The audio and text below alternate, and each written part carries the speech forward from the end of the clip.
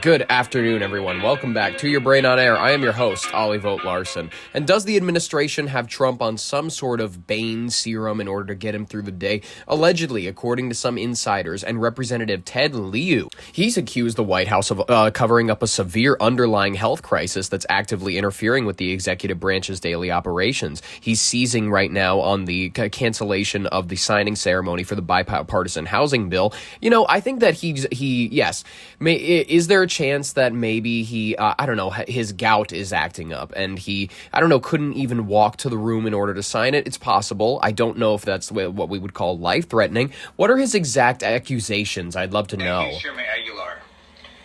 Inflation is up.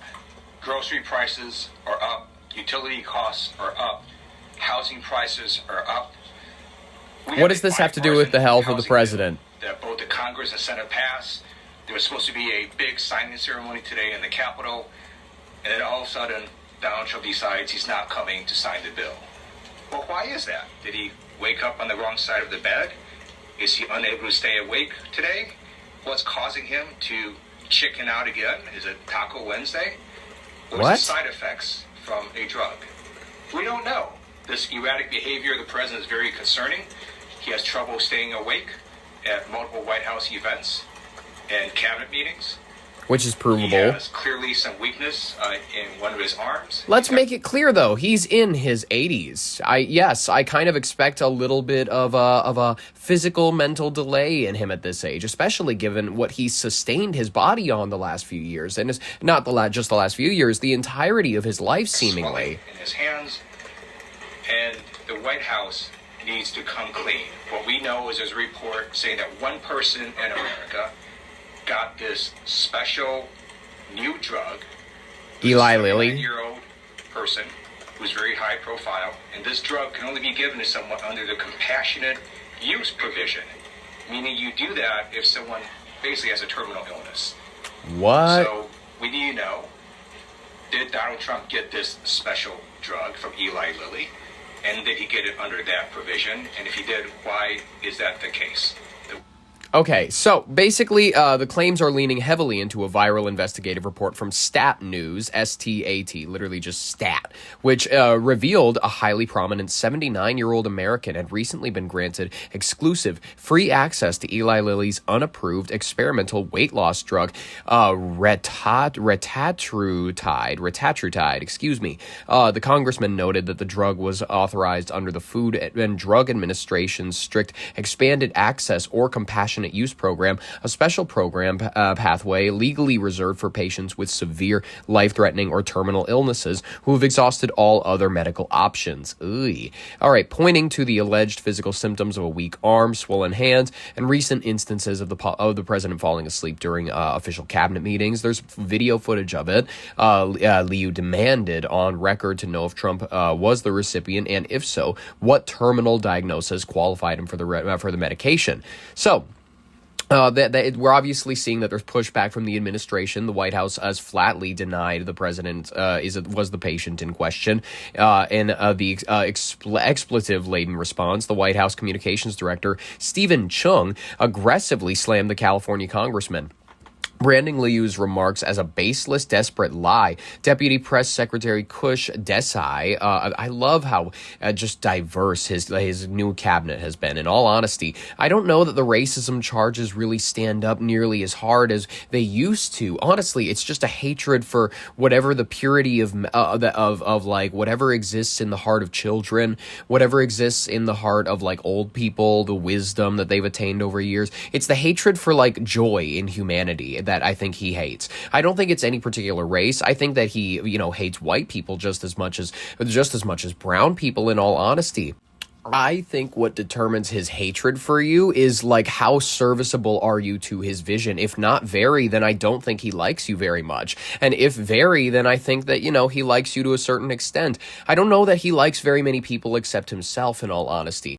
So obviously, whatever the White House says, the internet is going to have their reaction. You're going to have your reaction. Whatever you feel about this news, you're probably right. You're probably more right than any interpretation anyone on CBS is going to have to offer you. Ladies and gentlemen, What else is going on? Taylor Swift, oh yeah, and Travis Kelce, they may have a multi-day wedding, apparently, according to late reports. The celebration at Madison Square Garden, they've reportedly filed a permit to close down surrounding streets, like blocks around Madison Square Garden on the 4th of July weekend of 2026. What are we doing? You are going to shut down local businesses just so this rich bitch, this, in the words of my late grandmother, this rich bitch can have the wedding of her dreams. Who's all going to this? If the mayor's not even invited, who's invited to this? It is going to be a massive Freemason ceremony. There will be no photos public of it. That is the thing.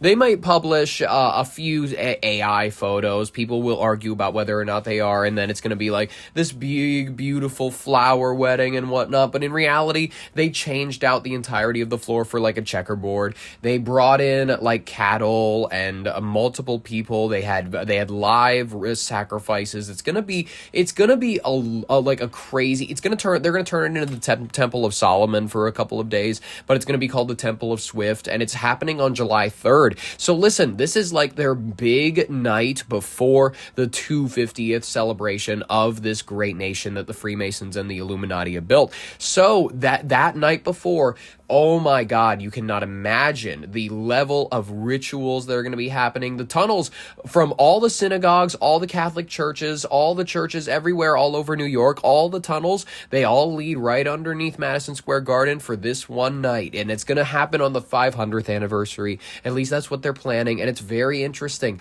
I love the way that, listen, it's patternized. You can watch it all happen before you. Like, why else would they need blocks of privacy via the help of the New York City Police Department? I don't know. That's just a little bit curious. Also, the Goyim are very excited for this wedding. Every one of them, they're taking over fucking what is this? Good Morning America. Normally they're busy insulting poor people for not being able to get jobs. We'll cover that later in the rapid fire section of today's headlines. But like here they are reacting to the Madison Square Garden hints at her in her lyrics or some shit. I'm a Wildest Dreams era Taylor listener. Listen, I was a kid back when those albums were coming out. It was stuff that I bought things at Walmart listening to that music. It was an iconic era. Red, you know what I mean? All those early Taylor albums. Not country Taylor early. I mean, listen, she fell off eventually after, I think it was, what was her one song that came out in 2016 that I really hated? It was, not the Look What You Made Me Do song, the Bad Blood. I hated that song. That's right around the time that she fell off for me. I'm going to reveal deep Swiftie knowledge and say there's a line in one of our songs that Christ. says, I chose the Rose Garden over Madison Square. But I love that it's sort of like the Madison Square wedding could get her to that Rose Garden line. And What? Can you imagine the flower budget? Can you imagine? Fill Madison Square Garden with roses. They'll have to. Wow. Did you love that? Well, did you have to look that up, or did you already She knew know it. that? She knew it at the top of her head. Have you met Samantha Sellers before? This is their religion. Sometime. This is their religion. Listen, Taylor Swift, I've talked about the idea that people with money these days are modern day gods. Taylor Swift is a modern day goddess. She is, in many women's eyes, the goddess of love. She is very much, a lot of people, they pray to her, not even realizing that they do. They idolize a lot of things around this woman's life, a lot of her words and her sayings, the stories around her. They're very much discussed in these circles of like areas. It's like prayer to these women, where it's like they like to center in, they like to focus on how her words make them feel. It's a very sensual, emotional experience for them. It is a miniature religion for a lot of people. Is there any issue with that? You know, once they start killing people in the name of their god, I'm a little worried about that. That's eventually where all of these modern day god things go. Yeah, whatever. Doesn't matter. I hope that you all, whoever will be attending Taylor Swift's wedding, whoever will be watching it, I don't know, live stream, whoever will be watching the AI fake live stream that will be the cover for the massive gathering of Freemasons and the members of the Illuminati and the New World Order that will be gathering in Madison Square Garden to help Taylor and Travis celebrate their union of Goyim distractions. I cannot wait for them. I hope that it goes great. And I hope that in general, I hope that if you are going to be watching the live stream of it happening, I hope that you enjoy whatever AI slop they put right in front of you. Ladies and gentlemen, I want to get to my first most important story of the day. Like, I've been anxious to talk about all day ever since I read the story yesterday, and it happened right after I published the episode yesterday, so I felt really bad that I couldn't inform you of this.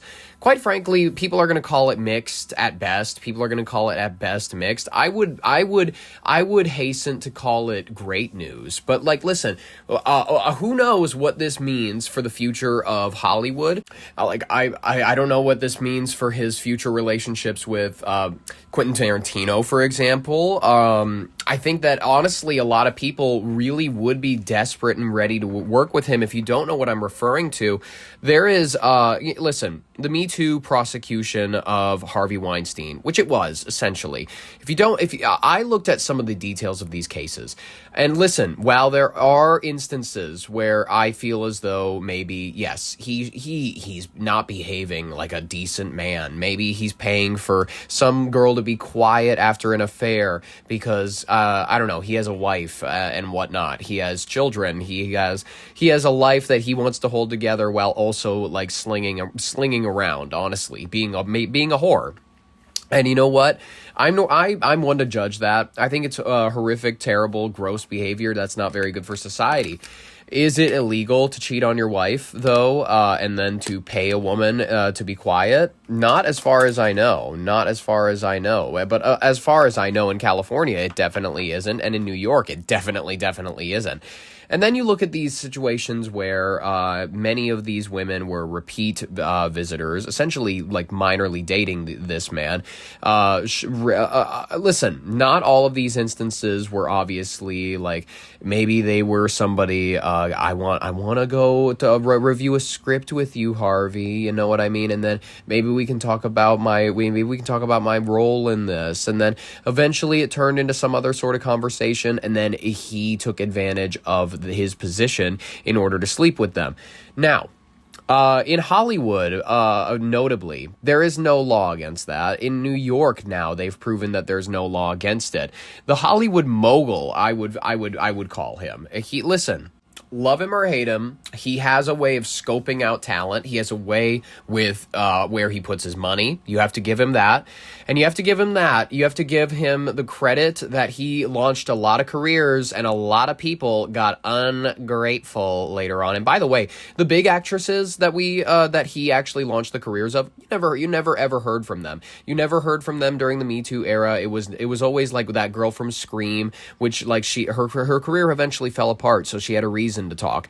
But like most of the women that are like sleeping in big houses right now in Hollywood Hills, they got like 4 biracial children, and then they're like, things turned out all right. I have no reason to speak out against Harvey. We're actually pretty good friends. I called him in prison a couple days ago and whatnot. And it's like, what about your husband? And she's like, I know, but I owe a lot to Harvey. I thanked him during my Oscars speech. Like, there's a lot of those types, and they never spoke out during the Me Too era because they understood how the business worked. They understood that they had kind of sold their soul to the devil in a real sense. Yeah, the devil is real. There's a lot of devils in this world, and they are the people that will make you sell your soul in order for you to get places. And Harvey was one of these people. He was an actor for the devil on earth. And whether or not you agree with whether or not the devil should be legal on earth, whether or not you think it should be legal, according to California and now New York law, what he has done is, arguably not that bad. Weinstein's defense, they mounted a pretty good one, according to this local article that we're getting. The sudden decision to avert what would have been an unprecedented 4th trial came from his accuser, former hairstylist and actor Jessica Mann, stated that she could no longer bear the emotional toll of testifying, while Harvey Weinstein's defense team expressed relief, maintaining a low-level felony charge should never have been brought. The Manhattan District Attorney's Office emphasized that the dismissal was made strictly out of respect for the victim's well-being. So they are dropping this case of an outstanding rape charge. And listen, it was surrounding the 2013 hotel room allegation. It spent years bouncing through the New York court system. Weinstein was initially convicted of raping not a man, Jessica Mann. Was it Jessica? Sorry. Yes, it was Jessica.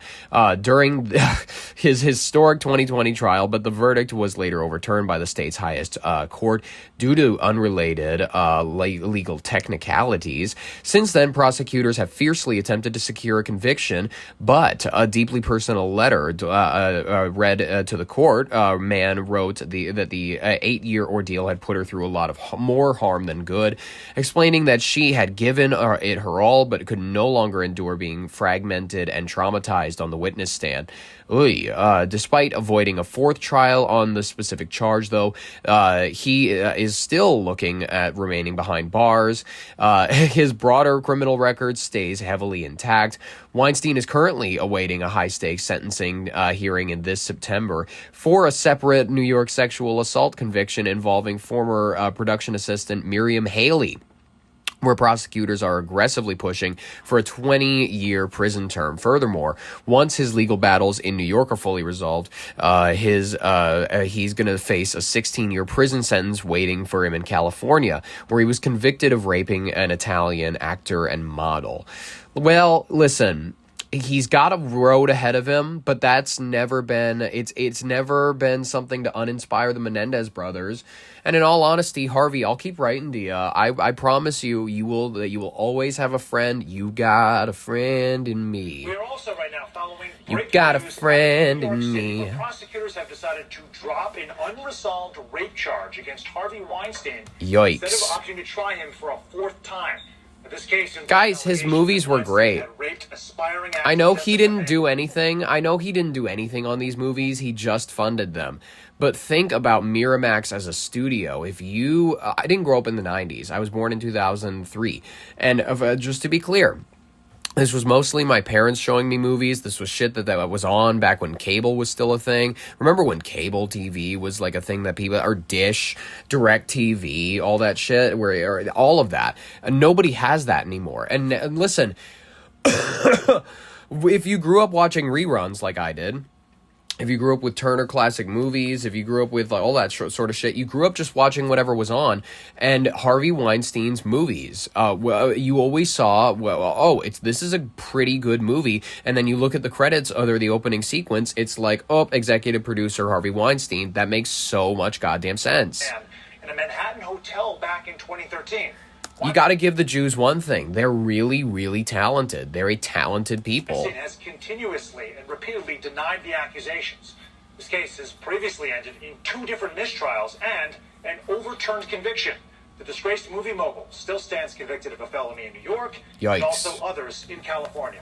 NBC News entertainment correspondent Chloe Malas joining us now with the very latest. Chloe, I appreciate it, but we really do not need the input, because I've already given everybody the rundown, actually. And now we have to move on to talking about something a lot more unfortunate and sad. So, Harvey, best of luck to you. I don't know what else to say. Respond to me. It's been like a month. Seriously, I don't understand. How long do I need to wait in order to get a letter back from who I thought was a friend? Seriously. I have been avoiding paying rent for you. I've been sending you $400 you said you needed it in order for it to go to commissary and all that shit. You need it, whatever. Just like, Harvey, if you're listening to this, write me back. All right. Ladies and gentlemen, Iranian drone strikes on a cargo ship in the Strait of Hormuz. What are we doing? All right. According to U.S. and maritime defense officials, a drone operated by the Iran's Islamic Revolutionary Guard Corps targeted and hit the Ever Lovely, a Singapore-flagged cargo vessel owned by a Taiwanese shipping firm. The projectile struck the ship's starboard side just miles off the coast of Oman, causing severe structural damage to the bridge, while the vessel managed to stay afloat, and no casualties or environmental leaks have been reported. The blast instantly reignited terror across the world's most vital energy choke point. Obviously, they have, in general, maritime operations are now in a gridlock. They are dealing a devastating blow to the international rescue efforts. Also, in a direct response to the explosion, the United Nations International Maritime Organization announced a complete temporary halt to its massive massive days-old operation to evacuate thousands of seafarers who have been trapped aboard hundreds of stranded vessels in the region for months. UN officials have declared that the evacuation routes, which did rely on absolute safety guarantees, must remain frozen until they can confirm whether the commercial crews can navigate the narrow waterway without being targeted by rogue airstrikes. Yikes.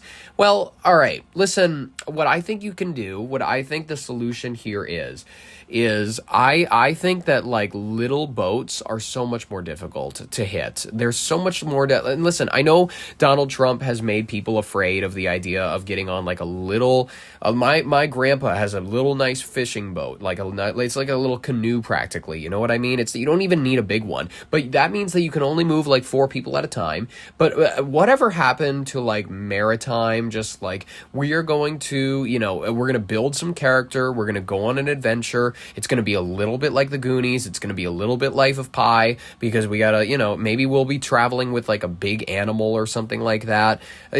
What happened to humans that were willing to take a risk? I'm just going to be honest. To end the war with Iran, President Trump says the U.S. and Iran are close to a deal, but the situation appears uncertain after an Iranian drone strike on a vessel in the Strait of Hormuz. Senior political correspondent Rachel Scott is tracking it all. What do you got, Rachel Scott?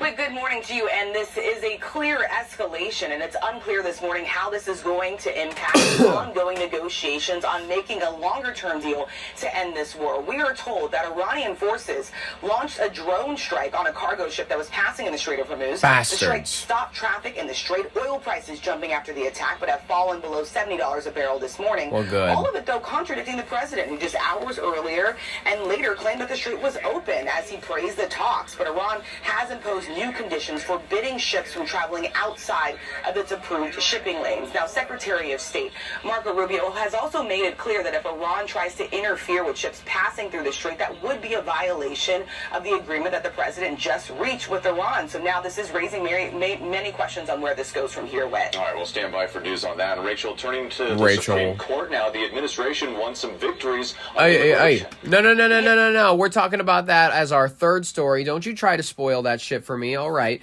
Whatever. Okay. Obviously this is threatening the peace deal. Who would think this wouldn't threaten the peace deal? My advice still stands. I think people should be getting little cigarette boats. I think people should be getting little canoes. Even if it has to like get one man out at a time.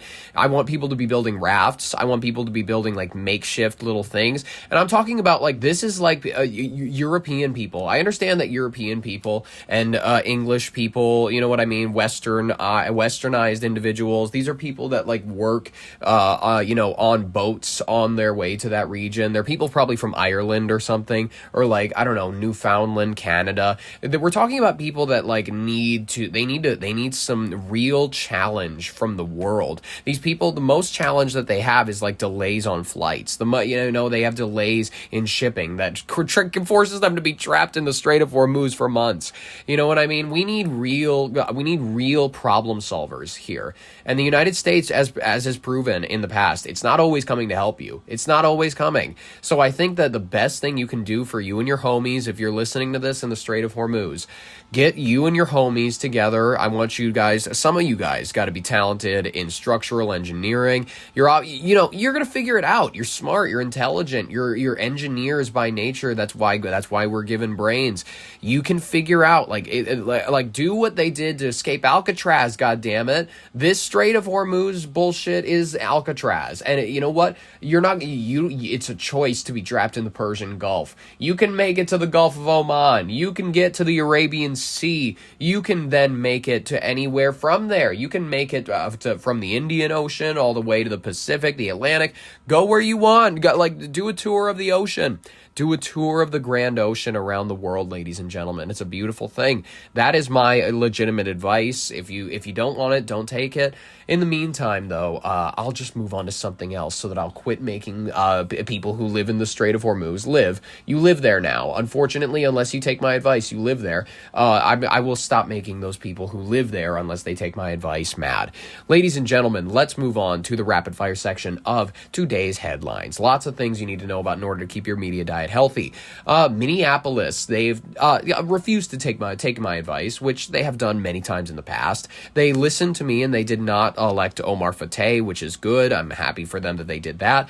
But Minneapolis has approved the bathhouse bill. This is against my advice. Listen, I have no issue with people wanting to get freaky with their buddies in a bathhouse. I have no issue with that. I think that's your God-given right. You know what I mean? If you want to be freaks with your buddies in a sauna, that's awesome. Do it in a sauna that you've built for that specific type of activity. I understand not everybody has the space. You know, you have a bathroom, sit in the bathroom, run the shower, get your buddies in there, smoke some cigarettes, and then bam, you got a homemade bathhouse. That's a great idea. And in all honesty, it's a little bit easier than having a building that, honestly, I don't know what it brings to the community except for a teensy bit of shame with the idea that people are going in there and coming out with things on their genitals that have not been identified by science yet. That's just my personal fear. But hey, it's a city that I don't live in, a city that I just like to visit. Who knows? It might bring a fun energy to the city. I know that you know, the last time that they had it, 1989, Minneapolis was a pretty fun bump-in spot. The Minneapolis City Council has voted to once again legalize bathhouses in the city. That overturns a ban that was passed back in 1988 at the height of the AIDS crisis. Now, this is a first step. The city will have to develop licensing and health department codes for the adult bathhouses. 9 members voted in support, 2 voted against. Yikes. But this was part of a larger package members are calling the Pride in Policy package, a series of ordinances aimed at supporting the LGBTQ plus community. What? Other new ordinances passed. Wait a minute. Okay, why? I don't understand. Why? Tell them that it's human nature. I don't understand why the LGBTQ plus blah, blah, blah wants to be attached to the bathhouse identity. It's not a great one. It's actually a really bad one. Unanimously. And those included enshrining in city law that Minneapolis is welcoming and gender affirming. Removing language. What is gender affirming? It's not gender neutral. What? And a resolution to What is non-gender affirming? What does that mean? All gender restroom access. All gender restroom access. Well, you know, if you're just going to have a bathroom that says shit house, that's fine. I don't mind that. That's perfectly chill. You know, I don't mind what Minneapolis wants to do. It makes it more interesting. It makes it more like Colorado every day. And, you know, Colorado's a fun spot. If it means that I get to go to the cities and experience a little bit of that, maybe that'll be fun. You know what else is kind of fun? There's a federal lawsuit going around right now accusing gas station operators in California of using AI-powered software to illegally collude to raise gas prices. Now, raise it by how much? That's the question in my mind. Raise it by how much? Because they already pay $8 a gallon. If it's just making it $9 or so, what are we talking about here? A new lawsuit claims gas stations are actually using AI to drive up prices at the pump. California drivers are suing 7 companies, including BP, Circle K, 7-Eleven, Circle K, and those sons Walmart. of bitches. They claim they're using an AI tool called Calibrate, with a K, to adjust prices based on confidential data. The lawsuit claims this has increased gas prices by as much as 30 cents a gallon. Whoa. Told ABC News they are reviewing the complaint and will respond appropriately in court. You know, 30 cents it's not nothing. 30 cents is not nothing. It's actually something, ladies and gentlemen. Ooh, my favorite clip that I had planned. Ladies and gentlemen, GMA, Good Morning America. A new report predicts that summer could be the lowest level for teen employment since 1948 when the government began tracking the data. But for teens still looking for work this season, according to these sons of bitches, there are still options. Listen, these are people who are deeply unhappy with the fact that their children are still living at home.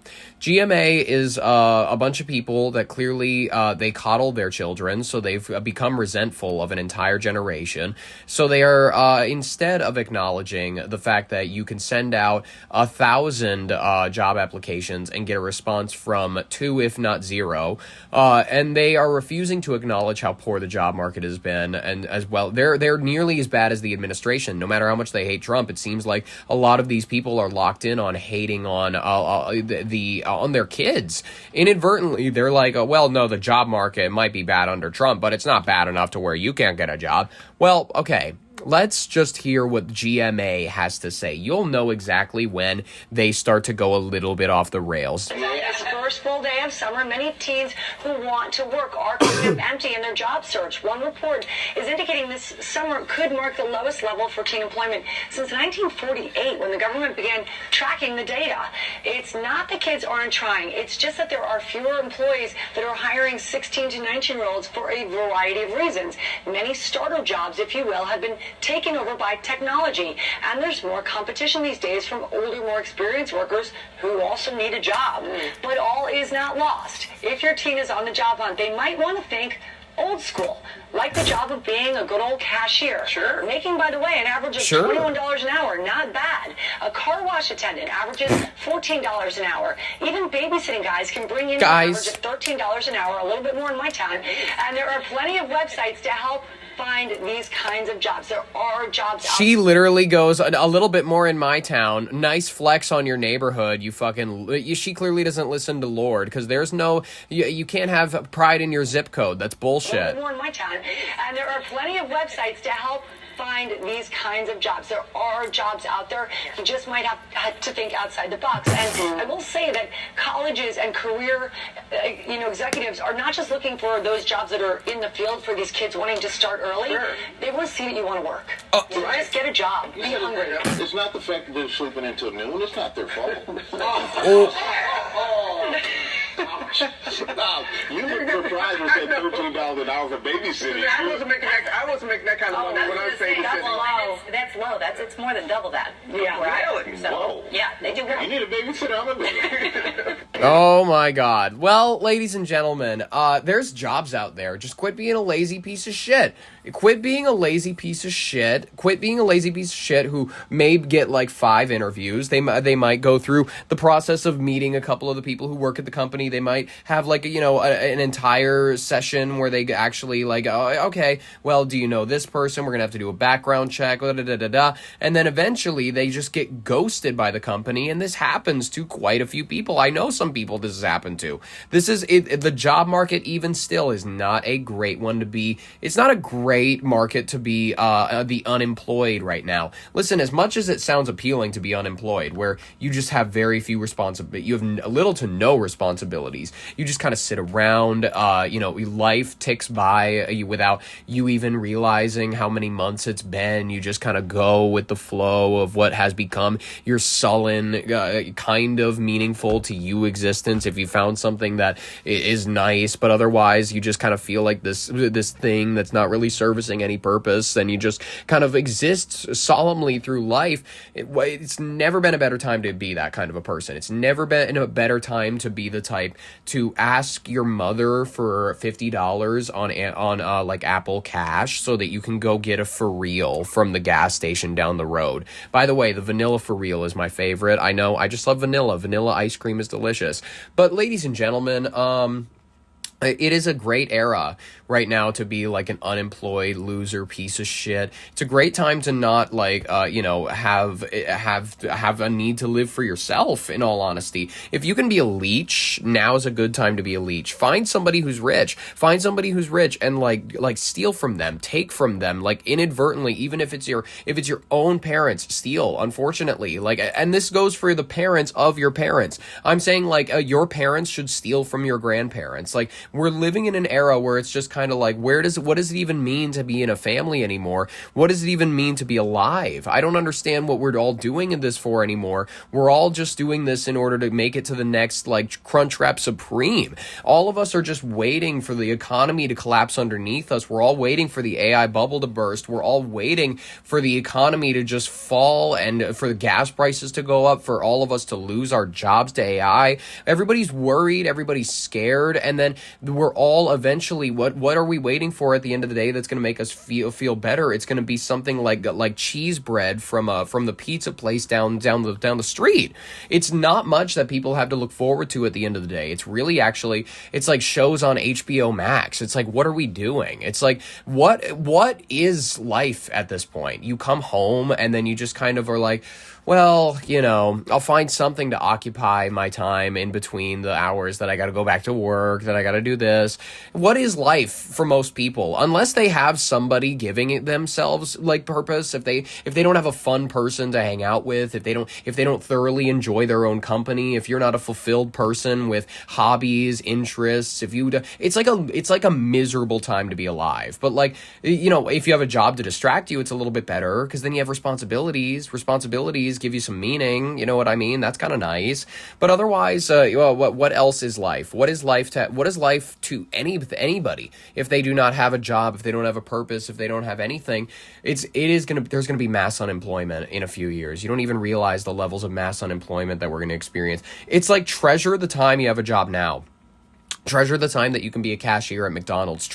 And I know it sounds crazy, it sounds insane, but drive-through people, they're losing their jobs right now to the AI that can barely recognize your order, to the AI that's like, well, with 45 pickles, and you're like, no, I said with mayonnaise. They are losing their jobs to that. You're losing your job to Siri. I'm sorry to say it, but you're going to be put out of work by something that you used to make fun of. She's such a Here's an impression of you with your friends at a bar in 2013 because you just tried Siri on your iPhone 5. Oh my God, she's such a stupid bitch. She just doesn't understand most of the things that I say. Oh my God, can you imagine people in books, smart people, supposedly smart people say that she's going to be able to take our jobs in a few years. Less than 20 years, she's apparently going to be taking people's jobs. That's ridiculous. You think people really thought, isn't it stupid people think that computers are ever going to outstretch the boundaries of humanity in computing? We're already there. We're reaching quantum dominance. Nobody realized where our future was going to go, and we don't even know where our future is going to be in a few years. We're going to start to become the computers. We're going to be integrated with computers.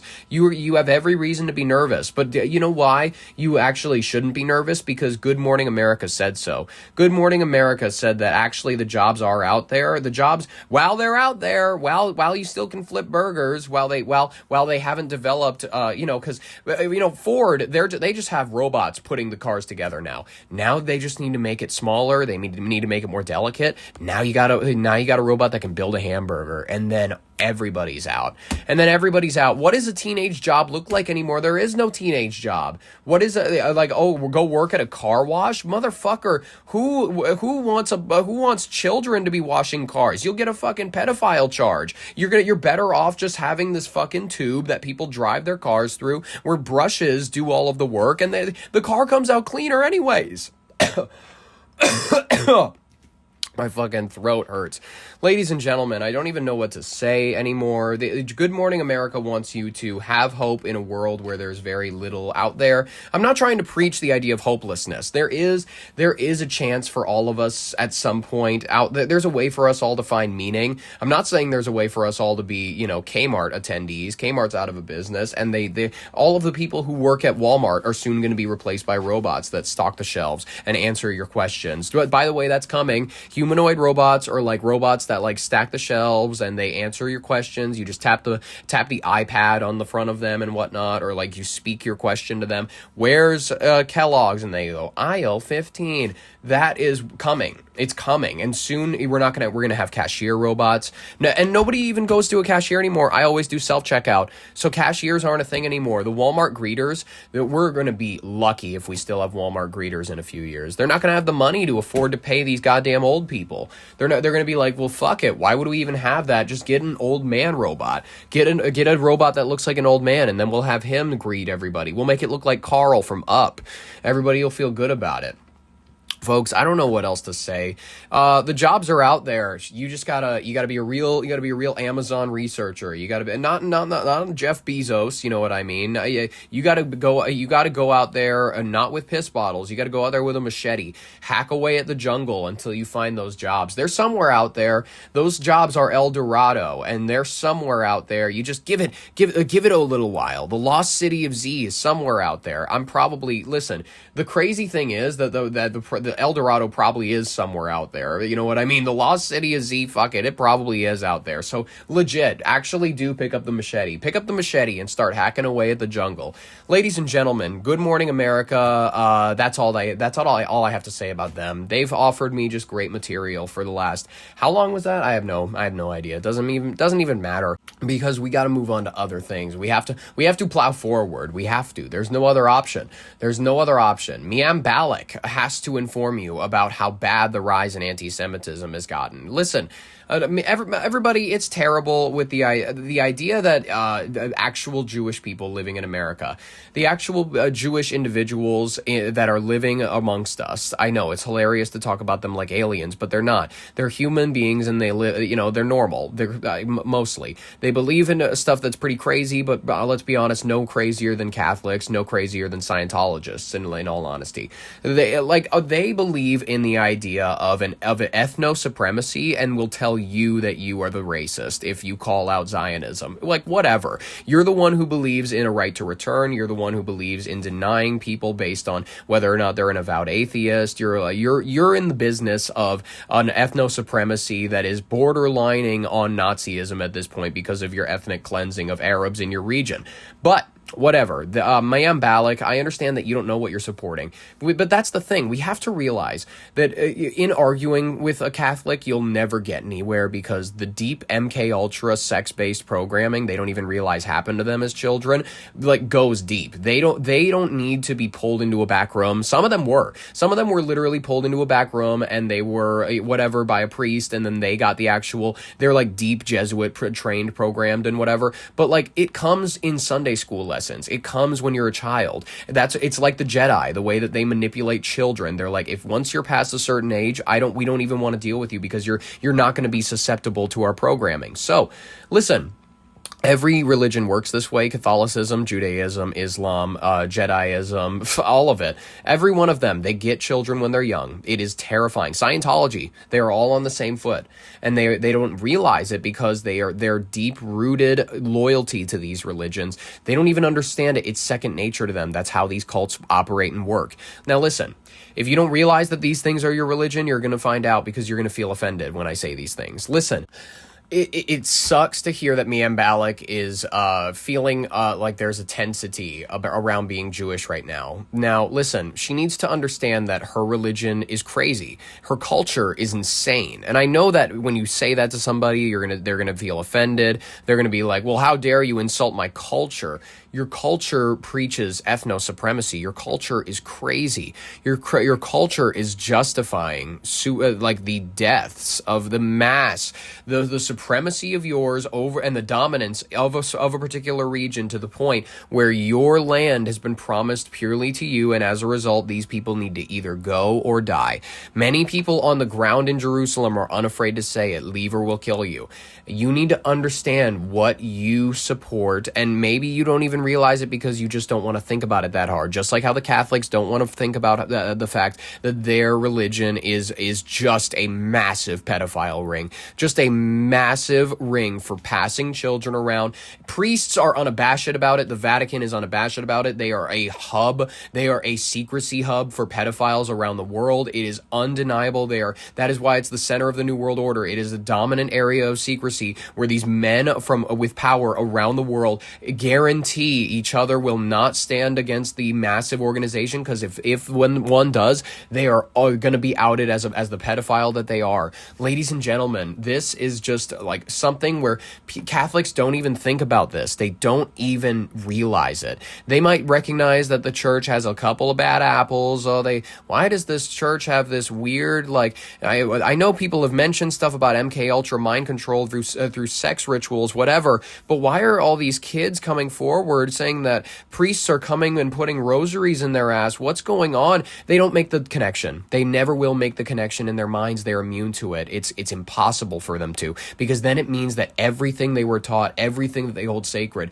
was based in a grand lie that was just sold to them to keep them in order. It's fine. It's fine. It takes people years to get to this place, especially if they were raised in these institutions. And Mayam Balak doesn't realize what Judaism is. She doesn't realize that it is that they may engage in blood libel. She doesn't realize. She does, and maybe if she grew up in Kabbalah, she does realize it. Ariana Grande realizes it. Why do you think she's rising to power so quickly? Listen. Don't yell at me. Don't yell at me just because I tell the truth. Listen, even Jesus was persecuted. Mayim Balak, tell us about what you think about the rise of anti-Semitism. Because listen, if anti-Semite means that I hate the people that are Semitic, no. Because that I don't what are you talking about? I have no ill will towards Israelis themselves. I have no ill will towards Palestinians themselves. I find the Israeli government and the people that believe in the true nature of Zionism as it is truly stated, I think they're disgusting. Do I hope for their deaths? Never. And listen, I'm anti-Jewish just because I'm anti-Christian. I'm anti-Islam. I hate all of them. I think that they need to be dissolved. I think that they need to be dissolved just as much as Scientology, every other mass. I think critical thinking is key. I don't think that I don't think institutions are going to save us as humanity. I think that individualism, and I think that finding security in community and finding security in smaller institutions that maybe build out to whatever size of government you want to have, that is the key. But it has to be built on trust. It has to be built on something that is not organized via Freemasons. Has to be organized via something that is not a global network of men that just have dirt on each other. But that's unfortunately what we've had for hundreds and maybe even thousands of years. It's unfortunate, but it's true.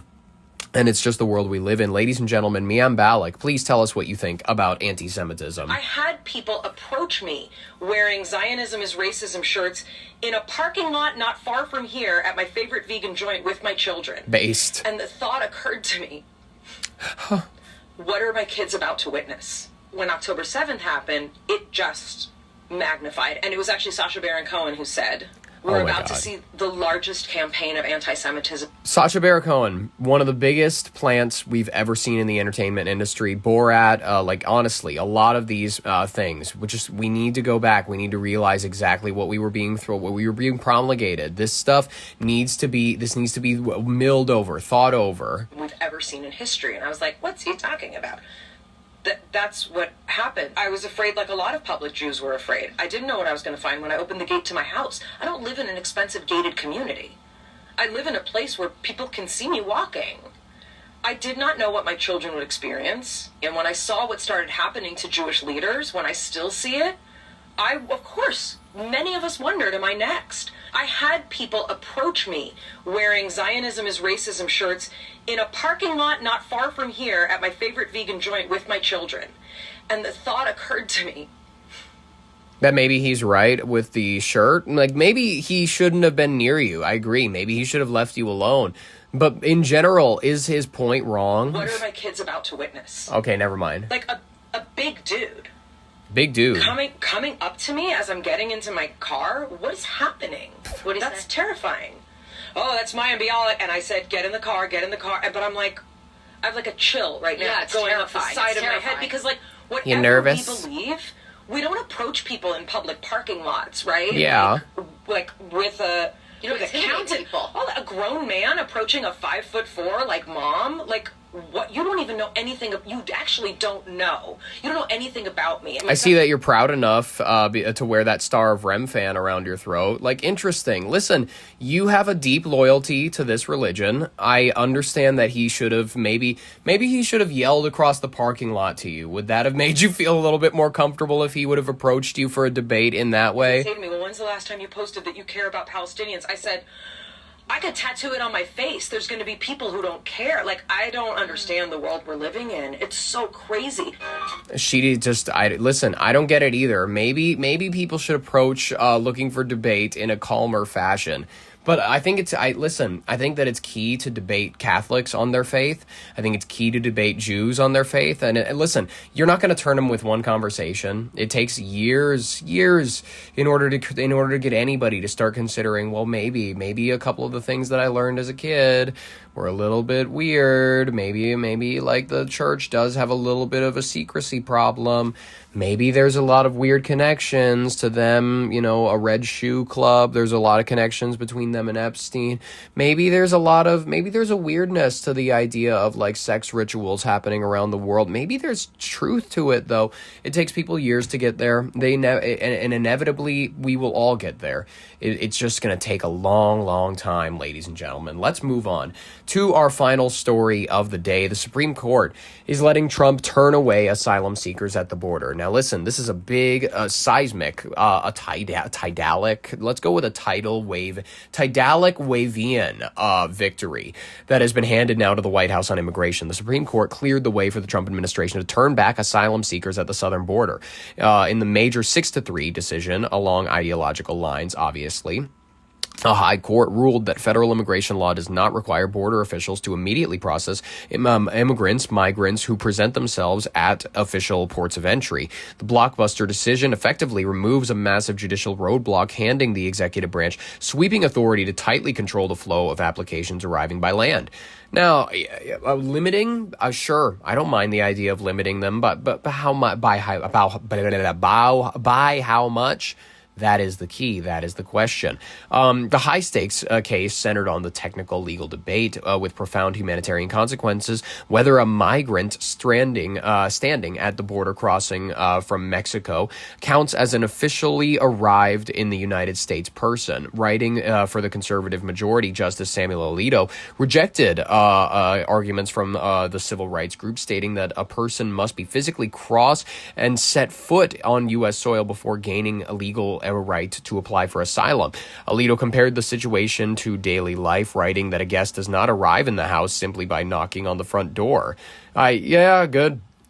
Solid enough point. The ruling effectively validates the legal foundation for metering, a highly controversial policy that limits the number of asylum claims processed each day. Sure, I don't mind that inherently. I just am worried by how much they're going to limit it. I mean, we don't need thousands of people coming through every day. We really don't. I don't think the economy can sustain it. Especially when you consider, I know people are going, there's always jobs. There's always, people need to pick strawberries. I don't know that we need to be doing it. We don't need to be doing it via like a shadow immigration system that we had last time. I don't love the idea that a bunch of people are hiring people under the table for a little bit less than they would be hiring proper Americans. That bothers me a little bit. And the fact that it doesn't bother a lot of people is actually pretty telling. They're forcing excess applicants to wait in Mexico. Sure, yeah, I don't mind that. In a fiercely worded dissent delivered straight from the bench, Justice Sonia Sotomayor blasted the decision, warning that it slams the door shut on vulnerable families fleeing from horrific persecution and will inevitably lead to more lives lost.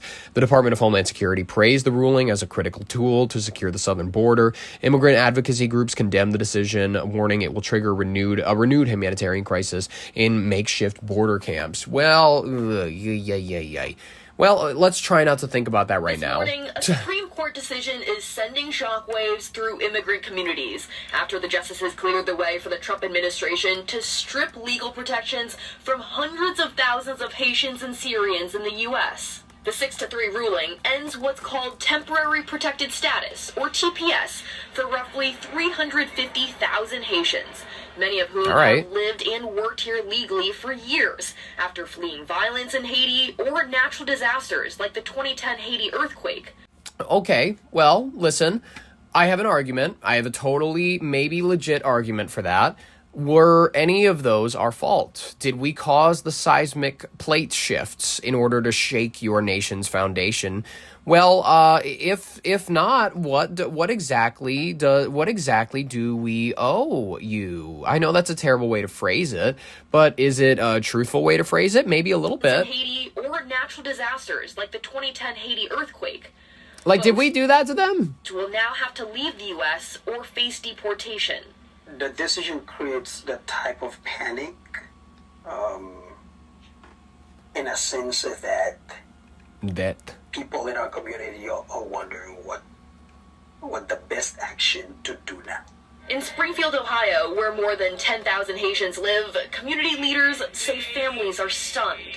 TPS was the type of protection that allowed them to commute, to go to work, to do everything.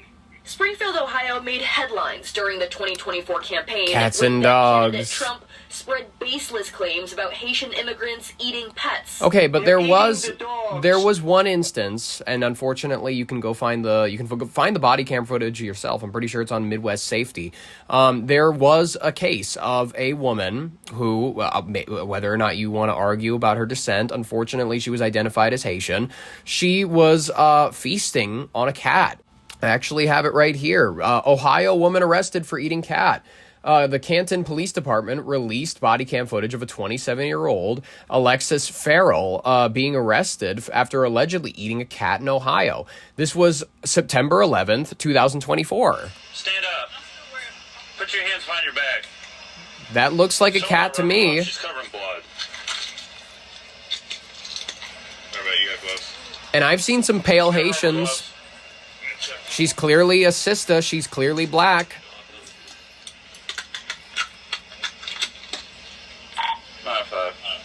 I'm going to put this in the description. I wouldn't recommend you watch it if you don't like seeing that shit. Where do you live at? 2255 hours. Well, baseless, I don't know about that. Maybe ridiculously worded, absolutely. But people who want to pretend as though this was a baseless, like there's something crazy out there in the Republican water, if you want to watch the body cam footage yourself, I'd recommend you do that. The people that came in, they're eating the cats. But the court's decision reaches far beyond any one community. Industry groups warn it could have serious consequences on the nation's elder care workforce, where tens of thousands of Haitians work as nurses and home health aides. But supporters of the court's ruling about temporary protected status say it's long overdue. Temporary means temporary. When the condition of that country gets better, they need to go home. True. The Supreme Court handed the Trump administration another. That's literally speaking, yeah. Temporary protected status, sure. Win on immigration yesterday. The justices revived a policy allowing border agents to turn away asylum seekers before they ever set foot on U.S. soil. Trump aide Stephen Miller now declaring the country's asylum system all but shut down. America's doors are closed fully to asylum seekers. We've set up agreements where if you want asylum, then we will find a country elsewhere in the world to take you. Stephen Miller is as gay as the day is long. Very simple, very elegant, very complete solution. Now, back to that ruling affecting Haitian immigrants, Ohio's Republican governor called the decision a mistake, saying Haitians were working and contributing to our community and economy yesterday. Today, it is now illegal to employ them. He noted sending them back to Haiti, where gangs control much of the country, could put them in danger.